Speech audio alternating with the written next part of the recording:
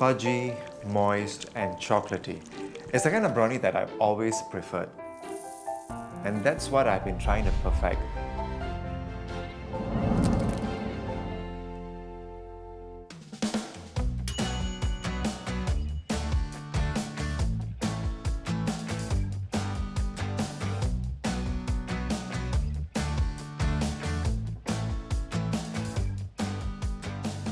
I do find baking very, very therapeutic for me. The baking, the cutting, the aroma that fills up the home. In 2008, I started Brownie Boys. With the pandemic, sales went up by 50%, which is actually a good problem. Filming, everything was on hold. So this brownie business was actually my main source of income at some point. I've been thinking about upscaling Brownie Boys for a while. The big dream is to open a cafe one day. I'm Narain, and this is Dish Upon a Star.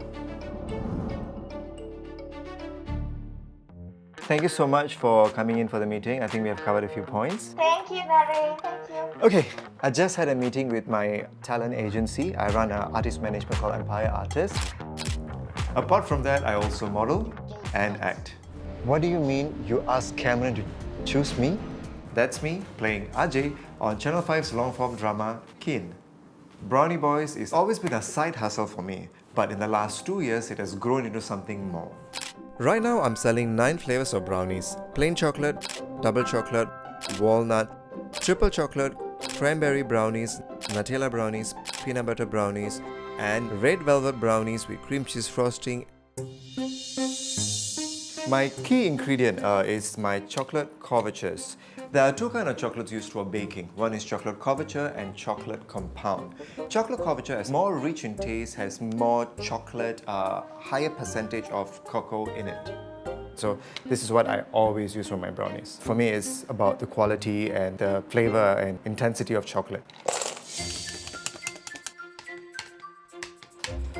So this is ready. I'm going to pour this into a prepared pan. Now this is leveled out. Done. It's going to go into the oven now. Hello guys! Hi, Narain. Hi! So these are my friends and also my loyal customers and guinea pigs. So whenever I make a new recipe for brownie or anything, they are my guinea pigs. I have a very new flavor which is Lotus Biscoff. Try it.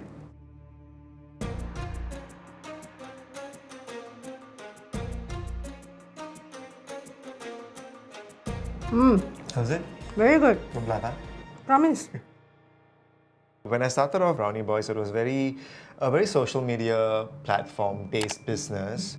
And the only reason why I got my website even done, right, was because of LV. And something that I admire about Joey is she did her course in Taiwan, and then she went and chased her dream to actually have your own bakery. Yeah. If you believe in your product, and clearly so many of us do, then just push it all the way and go for it. Go for gold. Like Joey, I have been thinking of starting my own cafe. If you really want, you gotta do it. You cannot just keep thinking. I think that's my problem. I keep thinking about it. Like, I wish I did it. I wish I will do it someday. And when is that someday? When you have a recipe, do you want to just keep thinking about it or just work on it immediately? Work on it immediately. Precisely. So it's the same thing for your business also. Yeah. Otherwise, you'll just be always sitting on a bench. You'll be... Good point. Hey. Done. So, in this episode of Dish Upon a Star, I want to learn what it will take to scale up my baking business and meet others who have gone from home oven to something bigger.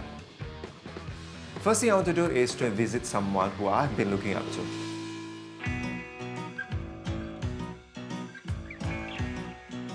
I just simply love the cakes here. They are so rich and decadent. Excuse me, can I have a slice of this? The man behind the fabulous Baker Boy is a self-taught baker and an actor just like me. One of the things that's holding me back from opening my own cafe is not knowing what kind of commitment is required from me. And I'm hoping to get an idea of it today. Ooh, thank you. Fabulous Baker Boy has been an institution at Fort Canning for the last decade. Chef Joanda Hasim unexpectedly announced the cafe's closure in June 2020, and it reopened 6 months later in Aliwal Street. Hello. Hi, Joanda. So happy to see you. Enjoying the cake, I see. I am. It's so yummy. So I want to scale up the business of Brownie Boys, but I don't know much about the business at all. Like I started at home. I was at home for about 4 or 5 years before it just got too big for the house. And cooking and running the business is a totally different ballgame as well. yeah. The paperwork is crazy. Yeah. What was your startup amount to start a cafe? I started initially 60,000 where I thought I had a lot in the bank, but then after the first payment went out, a third was gone just through licenses and deposits. If you think you have enough, times it by 2. Is running a cafe a part of your big picture? I think it's more of a desire, like a kid's dream. Because there are so many other things that you can do. That is true. Like satellite kitchens, pop-ups and stuff, it still expense on your business, but then you don't have the worry of the overheads. I think that's good which is advice. offset. Did you have to make a decision like, okay, I have to give up acting to be a full-time businessman, or are you able to juggle both? It wasn't a decision to not do or do, it was just doing, right? And I just focused on my bakes first. I'm in a situation whereby I don't need to act to stay alive, so I can choose my projects. I hope you find your way. Don't be scared. Well, actually meeting Joanda actually did put things in perspective, especially the pros and cons of other businesses, and not just painting a beautiful picture for me to like, oh, go ahead, it's so easy to do it.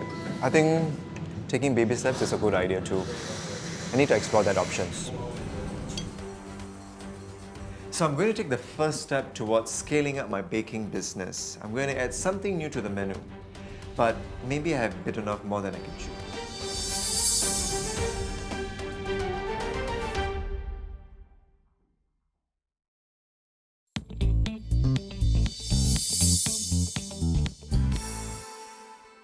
A lot of people ask me what inspired me to start baking.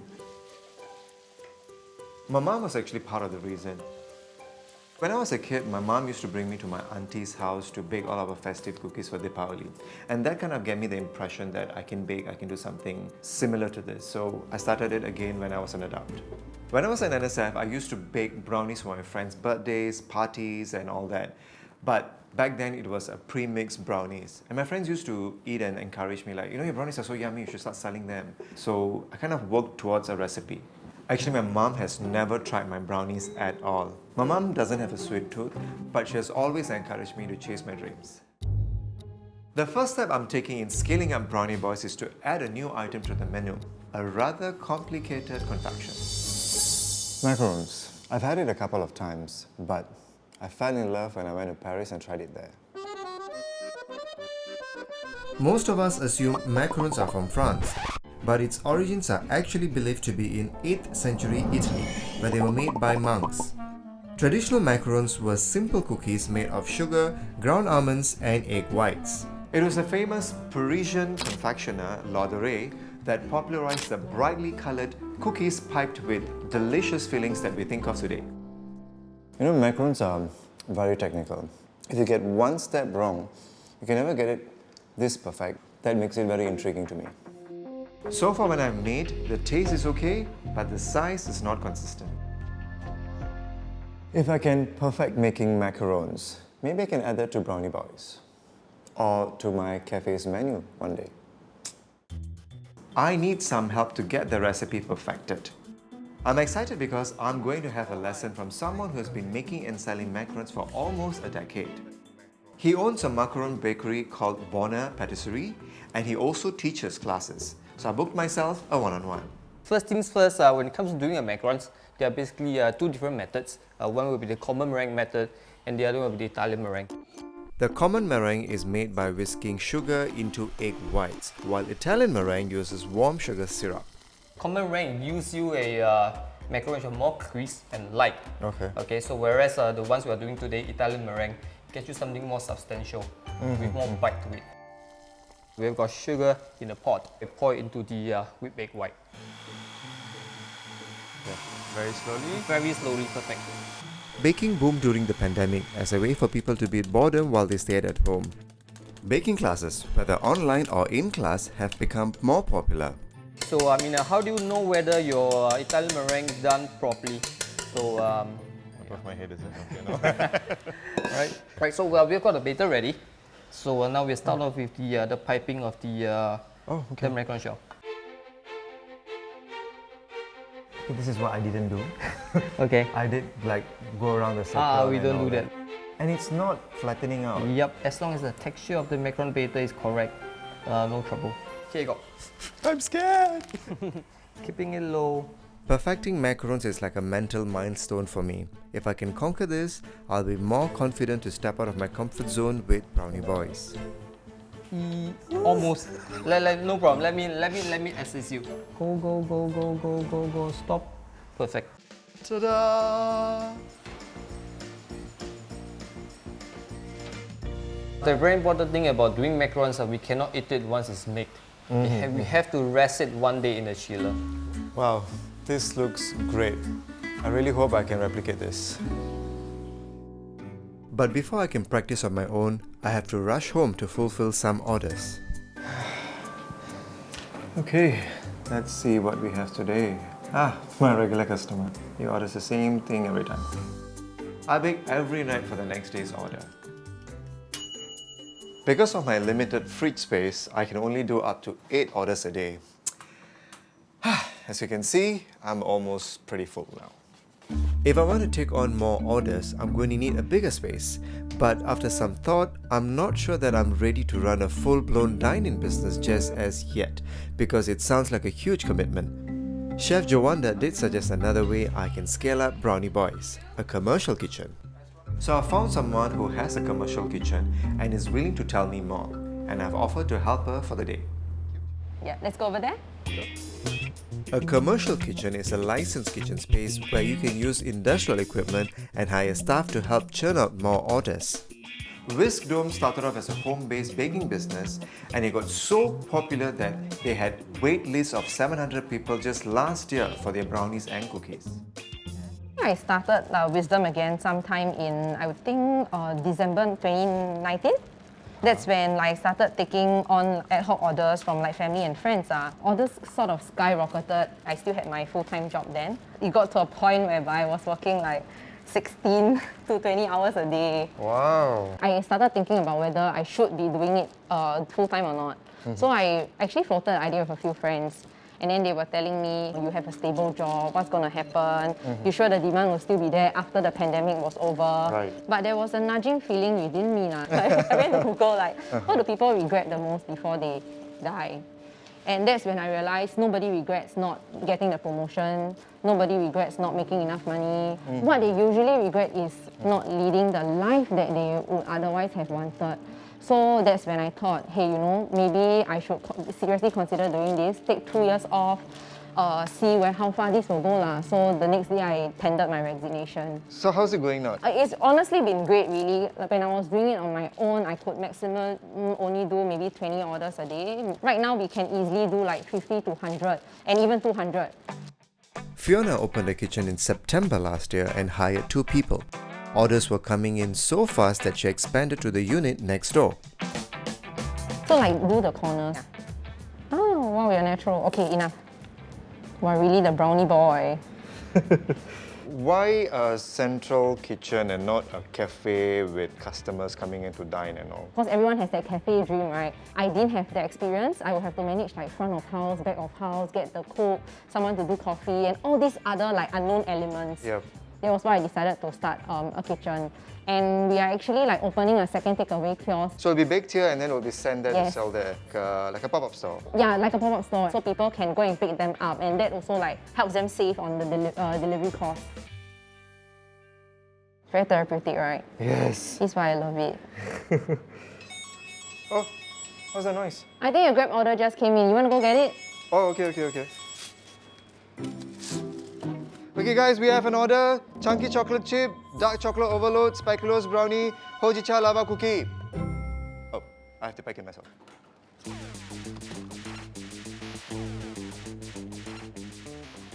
How's everything? So far so good. I remember the order by heart now. Awesome. What kind of advice would you give me if I want to go down the same journey as you?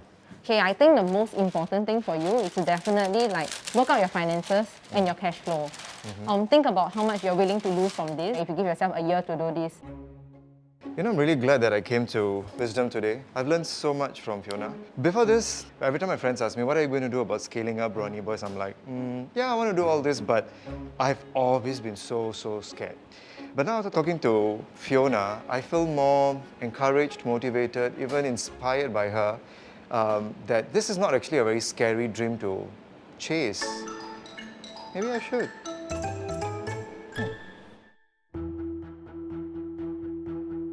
Before I can think about starting a cafe or a commercial kitchen, I have one small step to conquer: mastering my macarons. But will they pass the taste test?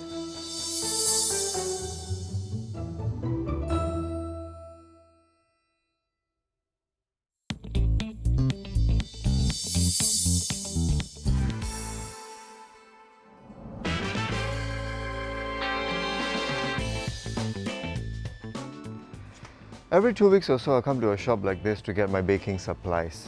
But today I'm going to get some extra ingredients because I'm going to experiment with macarons.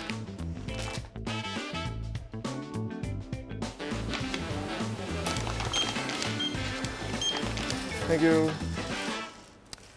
All right, let's go bake some macarons.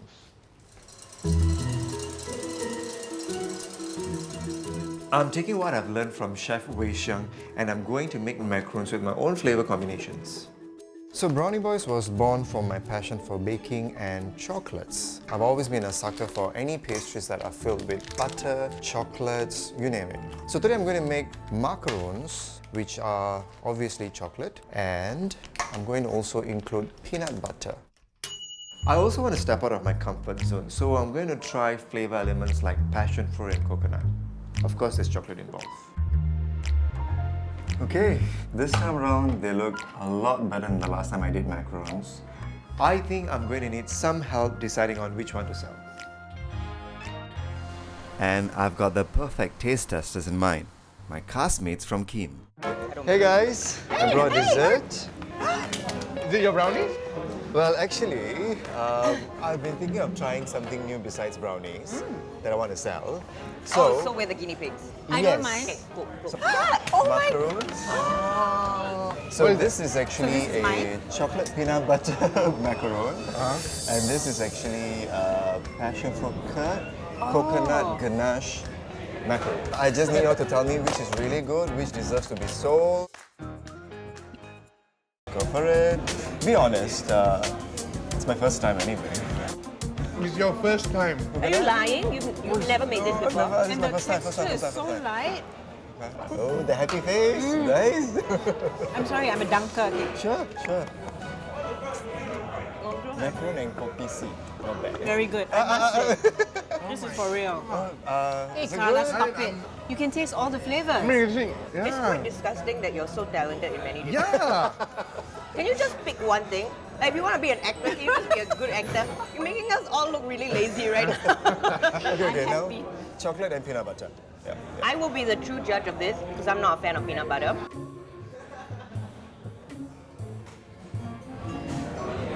Peanut butter?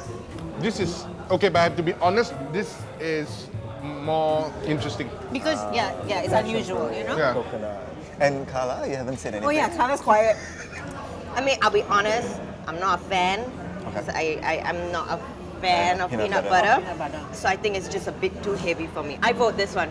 Yeah, I vote this one, I have to. Think that this is the winner? Yeah. Winner. 100%. So, passion fruit, chocolate, coconut ganache macaron is the winner. As a home baker, my business is completely online. There have been a lot more home-based baking businesses that have come up in the last year, so I'm facing some stiff competition. It's important for me to stand out in order to grow. The brownie photos on my website were taken by a friend, Vijayan. If I'm going to scale up, I need to learn how to take professional photos on my own. Hey Rachel! Hi, nice to see you. Thank you for coming. No problem. I've invited Rachel over to teach me how to photograph my macarons for my website. She has styled and photographed food for restaurants and she has a background in marketing. So I'm hoping she can teach me some tips on how to reach more customers. I don't mind. Maybe you can arrange Okay. some of these. Is it best to have them more symmetry, off symmetry? So when you have angles in the frame, it makes it visually a bit more interesting.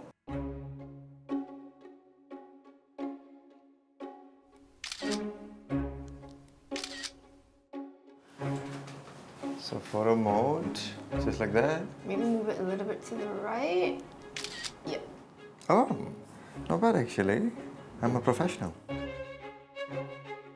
I'm introducing newer products besides brownies, right? I'm not sure if I should rebrand myself, if there's some changes I need to do with the website. If you can take a look, it will be helpful.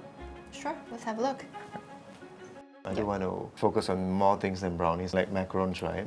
So would that also conflict the name, the brand Brownie Boys? Because I've had this brand for so many years. If you want to incorporate more like cakes, yeah, and then macarons and stuff like that, you might consider rebranding. For this image of yourself, maybe to kind of keep in line with the brand, maybe have yourself baking, you know, something to do with your creations instead of this portrait in a suit. My friend chose this picture, and I guess her idea was to show people that, okay, look, this actor actually bakes. Would you like to maybe use your celeb or actor status and kind of, you know, help out your business? When I started off, I refused to. I believe that the product should sell by itself, or not because of me. Because I think it'll be good if you actually do. You have a lot more followers on your personal page as well. I think it's also good to kind of introduce them to the brand. I think I'm going to take Rachel's advice. I'm going to cross-promote Brownie Boys on my own social media a bit more. With my new photos that I've taken, I'm finally going to put up my macarons for sale. Okay, done. I've successfully uploaded macarons onto my website. This show has actually nudged me out of my comfort zone. I bake a lot of things, but I don't necessarily sell them, so I've only kind of stuck to selling brownies. And I've always loved macarons, and I've kind of been very scared about making macarons myself. I've also got approval from my friends that it's really good. As a baker, I think this kind of like gives me this confidence and like, you know what, you can do more than this. For a start, maybe cafe might be putting a big foot forward. I might just do a commercial kitchen, which I'm highly considering.